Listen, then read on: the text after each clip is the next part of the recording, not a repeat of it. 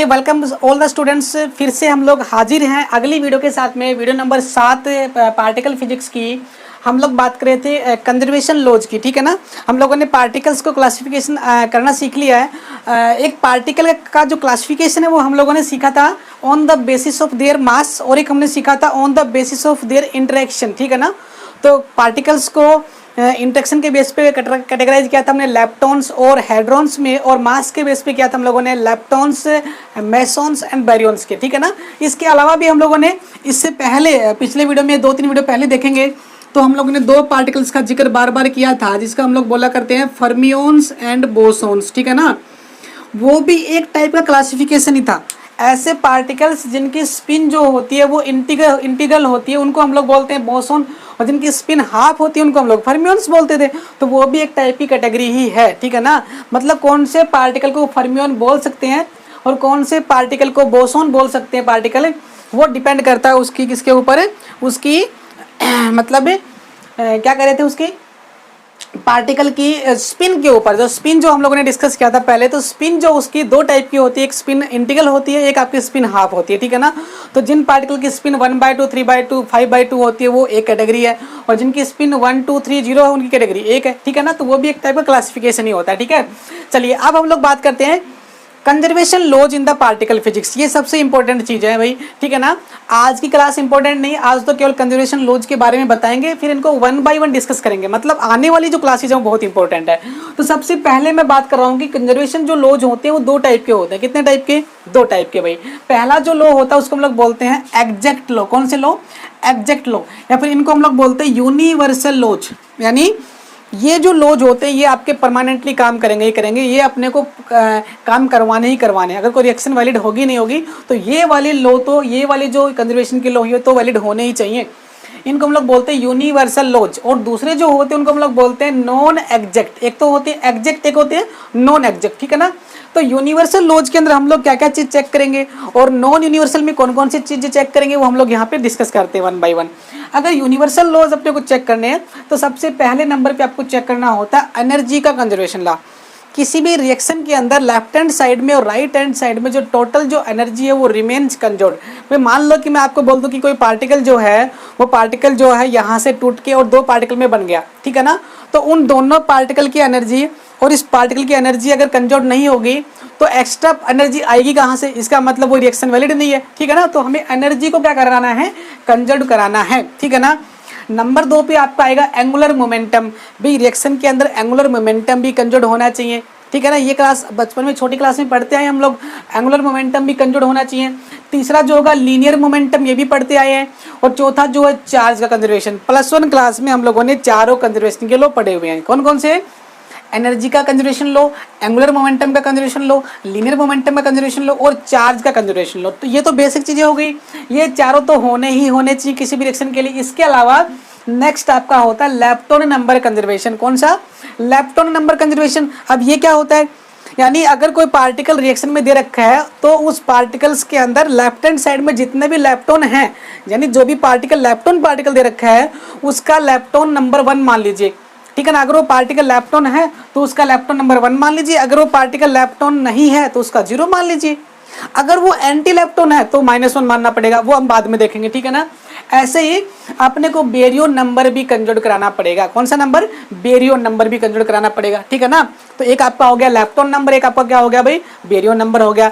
ये दोनों भी कंजर्व कराने पड़ेंगे। और लास्ट में आपका है CPT लॉ। CPT लॉ का मतलब क्या होता है? Charge conjugate. P का मतलब पेरिटी और T का मतलब टाइम रिवर्सल। ये तीनों एक ही में लिखे हुए हैं। चार्ज कंजुगेट, चार्ज कंजुगेट क्या होता है ये भी आगे चल के सीखेंगे। पेरिटी हम लोगों ने पढ़ी ली, और उसके बाद में टाइम रिवर्सल ये भी हम लोग आगे चल के सीखेंगे। ये तीनों चीज़ें भी एक साथ क्या होनी चाहिए? कंजर्व होनी चाहिए। तो हम लोग बोलेंगे कि ये रिएक्शन जो होते हैं यूनिवर्सल लॉज को क्या करती है? फॉलो कर रही है, इसलिए ये वाली रिएक्शन वैलिड है। ठीक है ना, नेक्स्ट चलिए हम लोग बात करते हैं किसकी? Non exact law. Non exact law में कौन कौन सी चीज़ें हमको कंजर्व करानी होती हैं? सबसे पहले नंबर पे है स्ट्रेंजनेस। क्या होती है भाई? स्ट्रेंजनेस। जैसे आपकी पेरिटी होती है, जैसे आपकी स्पिन होती है, वैसे हम लोगों ने एक और क्वांटिटी अपने को डिस्क्राइब करनी पड़ेगी आगे चल के, स्ट्रेंजनेस। उसके बाद में नेक्स्ट आपकी आइसोस्पिन। स्ट्रेंजनेस होती है वैसे आपको आइसोस्पिन भी कंजर्व करानी पड़ेगी। आइसोस्पिन जो होती है उसमें 2 चीज़ें पढ़नी है। एक तो आइसोस्पिन पढ़नी है अपने को आई, आइसोस्पिन जो होती है तो हमको आई पढ़नी है। एक हमको आइसोस्पिन का थर्ड कंपोनेंट, आइसोस्पिन का थर्ड कंपोनेंट, इसको हम लोग कई बार I3 बोल सकते हैं, कई बार हम इसको IZ भी बोल देते हैं, ठीक है ना। वो हमको पढ़ना है, वो भी कंजूड कराना पड़ेगा। वो निकालेंगे कैसे वो हम लोग सीखेंगे, कोई दिक्कत वाली बात नहीं है। नेक्स्ट आपका हाइपर चार्ज, एक तो चार्ज होता है, एक आपका हाइपर चार्ज होता है वाई, वो भी हम लोग निकालना सीखेंगे। तो हाइपर चार्ज भी कंजूड होना चाहिए, एग्जैक्ट के लिए नहीं, नॉन एग्जैक्ट के लिए। नेक्स्ट आपकी पेरिटी, पेरिटी तो यहाँ पे भी थी, पेरिटी करनी पड़ेगी अपने को। नेक्स्ट आपका चार्ज कंजुगेशन, ये भी होना चाहिए। और लास्ट आपका टाइम रिवर्सल मतलब CPT, वो सेम टू सेम है। ये होते हैं आपके नॉन एग्जैक्ट कंजर्वेशन के लो और ये होते हैं आपके एग्जैक्ट कंजर्वेशन के लो। अपने को ये लो जो हैं क्या करने हैं, कंजर्ड कराने हैं, तब जाके आपकी रिएक्शन जो होगी वो क्या होगी, उस रीजन में जो है वो वैलिड होगी, अदरवाइज वो नहीं होगी, ठीक है ना। ये थे। अच्छा, अब हम लोग क्या करने वाले हैं, अब हम लोग जो है 1 बाई 1 डिस्कस करेंगे एक एक कंजर्वेशन लो को, ठीक है ना। एक एक कंजर्वेशन लो को डिस्कस करेंगे 1 बाई 1, ठीक है ना। चलो अब हम लोग उससे पहले आपको कुछ थोड़ी बहुत जो काम की बातें वो आपको बता देते हैं, ठीक है ना। कई बार क्या होता है रिएक्शंस के अंदर, कुछ रिएक्शन के अंदर कुछ पार्टिकल को देख के हम लोगों को ये पता लग जाएगा कि ये जो पार्टिकल है कौन से इंटरेक्शन से हो रहा है, ये वीक से हो रहा है या फिर ये स्ट्रॉन्ग से हो रहा है, ठीक है ना। तो चलिए उनकी बातें कर लेते हैं।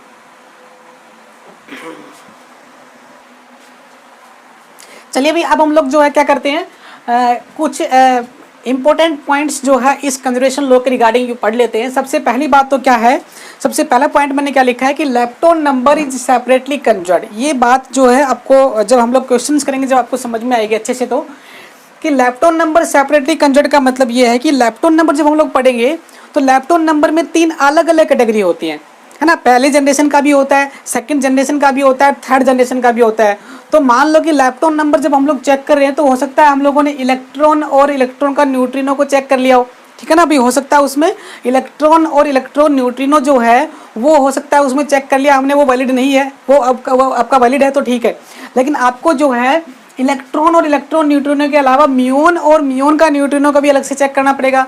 इसके अलावा आपको जो है टाउ पार्टिकल जो है उसका भी एंटी पार्टिकल होता है, उसको भी अलग से चेक करना पड़ेगा। मतलब 3 अगर जनरेशन है तो तीनों को सेपरेटली अपने को चेक करना पड़ेगा। Lepton number is separately कंजर्ड। अच्छे से समझ में आ जाएगा, जब हम क्वेश्चंस करेंगे तो आपको बताएंगे ये बातें कि कैसे अपने को अलग अलग चेक करके देखना है, ठीक है ना। सेकंड नंबर पे बोल रहा है डायरेक्ट, कि अगर आपको कोई भी रिएक्शन दे दी जाए और आपसे ये पूछ लिया जाए कि बताओ कि इस रिएक्शन में कौन सा इंटरेक्शन वैलिड है, कौन से इंटरेक्शन से ये रिएक्शन हो रही है, ये स्ट्रॉन्ग से हो रही है, ये वीक से हो रही है, ये आपका ग्रेविटेशनल से हो रही है, तो कह रहा है कि अगर किसी रिएक्शन में गामा फोटोन आ जाए, कोई भी रिएक्शन आप एग्जाम्पल के लिए ले लेंगे और उसमें अगर गामा फोटोन अगर आ जाता है तो पक्की बात है वो वाला होगा कैसा, इलेक्ट्रोमैग्नेटिक इंटरेक्शन ही होगा। यानी अगर किसी रिएक्शन के अंदर गामा फोटोन इन्वॉल्व है, कहीं से भी कहीं भी लिखा हुआ गामा फोटोन लिखा हुआ है, इसका मतलब वो रिएक्शन होती है कैसी, इलेक्ट्रोमैग्नेटिक इंटरेक्शन से होगी, ठीक है ना। जैसे कि मैं लिख रहा हूँ यहाँ पे रिएक्शन सिग्मा 0 टेंड्स टू, और यहाँ पे मैं लिख रहा हूँ गामा फोटोन प्लस में ये वाला, ठीक है ना। ये मैंने कोई रिएक्शन लिख दी यहाँ पे। इस रिएक्शन में क्या हो रहा है, आपको दिख रहा है कि जो आपका सिग्मा पार्टिकल जो है वो आपका टूट रहा है किसमें, गामा में प्लस में लैम्डा में, ठीक है ना। तो इस रिएक्शन को ये पूछे कोई कि ये रिएक्शन कौन से इंटरेक्शन के वाया हो रही है, तो ये रिएक्शन हो रही है इलेक्ट्रोमैग्नेटिक इंटरेक्शन, क्योंकि गामा पार्टिकल जो इसमें इन्वॉल्व है। तो किसी रिएक्शन में तुम्हें गामा पार्टिकल दिख जाए तो तुम सीधा बोलोगे क्या कि ये तो आपका इलेक्ट्रोमैग्नेटिक इंटरेक्शन है, ठीक है ना। P प्लस का gamma tends to P plus का पायोन्स, ठीक है ना। ऐसे लिख दिया कोई पार्टिकल की रिएक्शन, ठीक है ना। तो कोई पूछे कि बताओ ये रिएक्शन इसमें फिर से गामा इन्वॉल्व हो रहा है, तो मतलब ये वाला इलेक्ट्रोमैग्नेटिक इंटरेक्शन है, ठीक है ना। नेक्स्ट देखिए, नेक्स्ट पॉइंट आपका है लैम्डा, लैम्डा और कायोन्स और आपका सिग्मा और कास्केड। कौन कौन से, लैम्डा, सिग्मा, कायोन्स और कास्केड। ये 4 अगर आपकी कोई भी इनमें से फैमिली मिल जाए, इन फैमिली के कोई भी पार्टिकल, भाई इसमें तो कितने होते हैं, 2 होते हैं, सिग्मा में 3 होते हैं, कायोन्स में 2 होते हैं, लैम्डा में 1 ही होता है। इस फैमिली का कोई भी पार्टिकल अगर कहीं भी रिएक्शन में क्रिएट हो रहा है, क्या हो रहा है भाई, क्रिएट हो रहा है, मतलब क्रिएट होने का मतलब क्या हुआ, वो बन रहा है पार्टिकल, ठीक है ना। जैसे कि भाई मैं यहाँ पे लिखूँ पाई नेगेटिव प्लस में P टेंड्स टू, और कोई भी एक पार्टिकल इनमें से मैं बना देता हूँ, ये वाला पार्टिकल मान लो जनरेट हो रहा है, ये लीजिए दोनों पार्टिकल जनरेट हो रहे हैं। तो इस रिएक्शन में आप देख रहे हो कि ये 2 पार्टिकल जो है उसी फैमिली से तो आ रहे हैं, कायोन फैमिली से और लैम्डा फैमिली से। तो ये फैमिली के कोई भी पार्टिकल, चाहे वो प्लस का हो, चाहे वो माइनस का हो, चाहे जीरो का भी हो, कोई भी पार्टिकल इस फैमिली का होना चाहिए, वो अगर किसी रिएक्शन में क्रिएट हो रहा है, मतलब क्रिएट का मतलब वो बन रहा है प्रोडक्ट में, तो वो रिएक्शन जो होगी वो हमेशा स्ट्रॉन्ग इंटरेक्शन होगी। तो इस रिएक्शन में कौन सा होगा? स्ट्रॉन्ग इंटरेक्शन होगा। मतलब मैं आपको ये बताना चाह रहा हूँ कि रिएक्शन को देख के हम ये बता सकते हैं कि भाई वो स्ट्रॉन्ग है कि वीक है, कुछ इंपॉर्टेंट पॉइंट्स को नोट करके, ठीक है ना।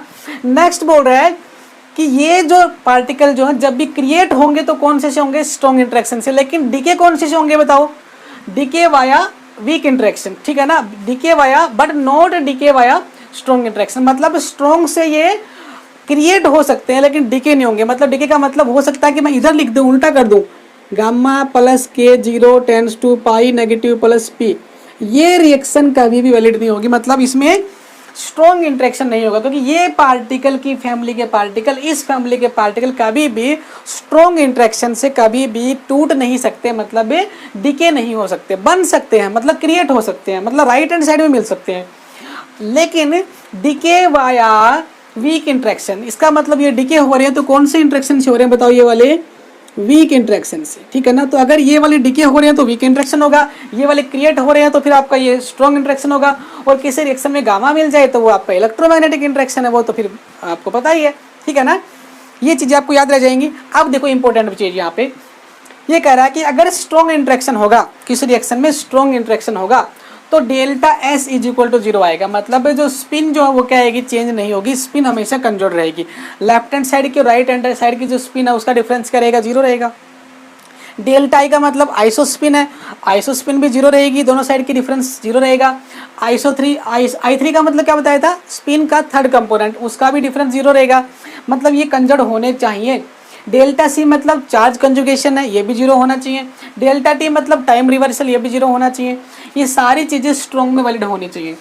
लेकिन अगर आपका इलेक्ट्रोमैग्नेटिक इंटरेक्शन होगा तो उसमें देखिए केवल एक को छोड़ के बाकी सारे वैलिड होने चाहिए। कौन सा? डेल्टा आई, मतलब आइसोस्पिन यहाँ पे जीरो हो रही थी, इसमें isospin is not equal to zero, मतलब आइसोस्पिन का जो डिफरेंस है लेफ्ट राइट का वो जीरो नहीं होना चाहिए। और आपका थर्ड है वीक इंटरेक्शन। वीक इंटरेक्शन में क्या है? बहुत सारी चेंजेस है। देखो स्पिन का जो डिफरेंस है वो जीरो नहीं होना चाहिए, +1 होना ही चाहिए। अगर कोई रिएक्शन वीक इंटरेक्शन के थ्रू हो रही है तो उसमें डेल्टा एस मतलब स्पिन का जो डिफरेंस है वो +1 होना चाहिए, ठीक है ना। उसके बाद में delta I is not equal to zero, same to same delta I three is not equal to zero weak के अंदर।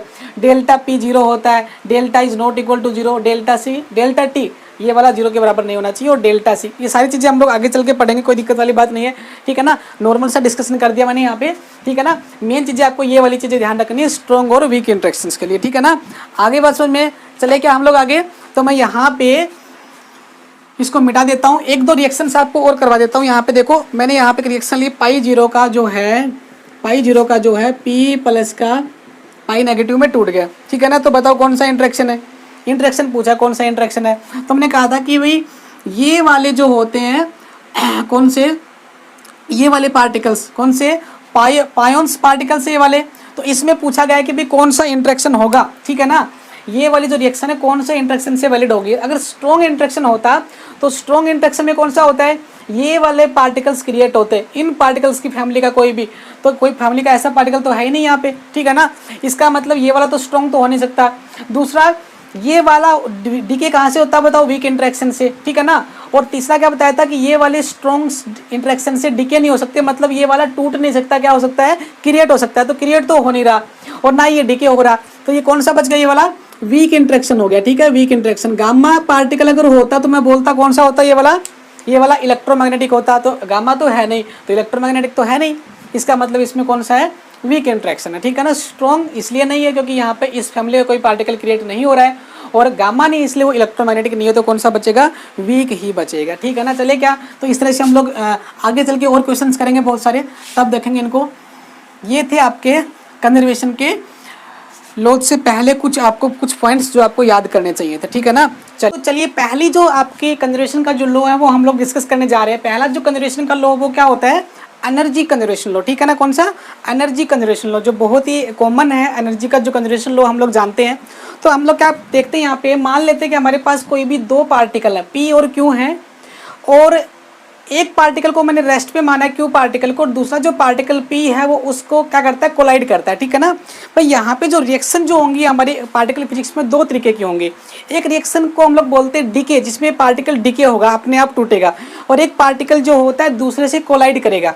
तो एक तो कोलिजन वाली रिएक्शन होती है जिसमें एक पार्टिकल रेस्ट पे होगा, दूसरा टकराएगा, एक खुद ही पार्टिकल डीके होगा, ठीक है ना। तो दो तरीके की रिएक्शन है। यहाँ पे मैं लेके चल रहा हूँ कि पार्टिकल रेस्ट पे है, क्यू पार्टिकल, पी पार्टिकल जो उसको क्या करेगा, टकराएगा, इंसिडेंट होगा, उससे कोलिजन होगा, उससे फिर दो नए पार्टिकल बनेंगे आर और एस, ठीक है ना। तो ये बोल रहा है कि भाई पार्टिकल जो है उनकी total energy left hand side में कौन कौन सी होंगी। तो मैंने बताया था कि पार्टिकल के पास में एक तो रेस्ट मास एनर्जी होनी चाहिए। तो रेस्ट मास एनर्जी कितनी होती है, एम नॉट सी स्क्वायर होती है ना।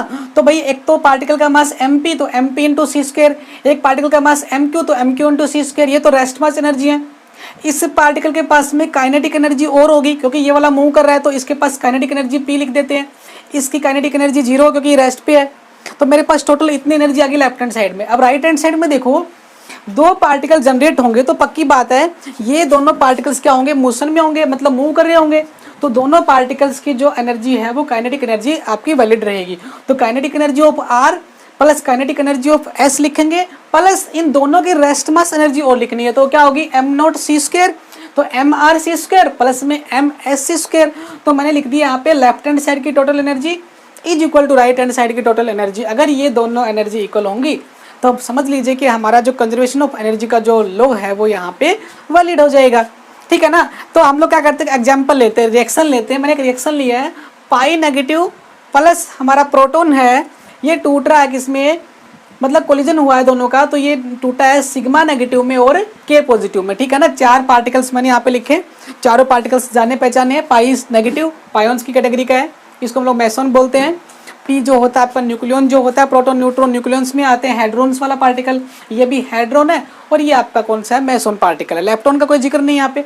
चलिए अब देखो, इस जो पाई नेगेटिव जो होता है इसका जो मास होता है वो कितना होता है, मतलब मास और एनर्जी को हम लोग एक ही साथ लेके चल रहे हैं। हमने कहा था ना कि ये मास can be converted into energy, Einstein ने बोल दिया था पहले ही। तो एनर्जी मास को हम लोग एक ही टर्म में, एनर्जी को मास की टर्म में लेके चल रहे हैं, या फिर मास को एनर्जी की टर्म में लेके चल रहे हैं। तो पाई नेगेटिव का जो एनर्जी थे वो कितनी लिखते हैं यहाँ पे, 140 मेगा इलेक्ट्रॉन वोल्ट है ना, मतलब उसका मास ही तो होता था ये वाला एनर्जी की फॉर्म में, मेगा इलेक्ट्रॉन वोल्ट में। तो इसकी एनर्जी होती है 140 मेगा इलेक्ट्रॉन वोल्ट, प्लस में प्रोटॉन की एनर्जी होती है कितनी, प्रोटॉन का मास कितना लिखा था हमने 938, स्टार्टिंग में करवाया था, ये सब आपको दिया होगा क्वेश्चन के अंदर, ठीक है ना। 938.3 मेगा इलेक्ट्रॉन वोल्ट। जो सिग्मा होता है उसका होता है 1197, हैवी पार्टिकल होता है, और जो के पॉजिटिव होता है उसका होता है 493। तो लेफ्ट हैंड साइड में जो एनर्जी वो मैंने लिख ली, टोटल कर ली, और राइट हैंड साइड की जो एनर्जी वो मैंने टोटल लिख ली, ठीक है ना। मैंने दोनों को क्या कर दिया है, जोड़ दिया, ठीक है ना। अच्छा अब कहता है देखो, दोनों की एनर्जी को देखो क्या बराबर आ रही है, नहीं आ रही। इसका मतलब है यहाँ पे जो एनर्जी है वो बहुत ज़्यादा आ रही है, यहाँ पे जो एनर्जी है वो बहुत कम आ रही है। मतलब अगर मैं दोनों का डिफरेंस करूँ तो मुझे बहुत सारी एनर्जी एक्स्ट्रा मिल रही है। तो इन दोनों एनर्जी का जो डिफरेंस होगा वो एनर्जी क्या कहलाएगी, उसको हम लोग बोलेंगे थ्रेशोल्ड एनर्जी। भाई ये जो रिएक्शन मैंने लिखी है तो वैलिड है, ये एनर्जी रिएक्शन जो है ये एनर्जी के कंजर्वेशन लॉ को फॉलो कर रही है। इसका मतलब पक्की बात है कि इन दोनों की एनर्जी का जोड़ इनके बराबर नहीं आया, तो पक्की बात है लेफ्ट हैंड साइड में कुछ एनर्जी की कमी रह गई है। यहाँ पे एनर्जी ज़्यादा है, यहाँ पे कम है, तो इतनी एनर्जी जो कम है उस एनर्जी को मैं क्या बोलूँगा, थ्रेशोल्ड एनर्जी। क्या बोलूँगा, थ्रेशोल्ड एनर्जी।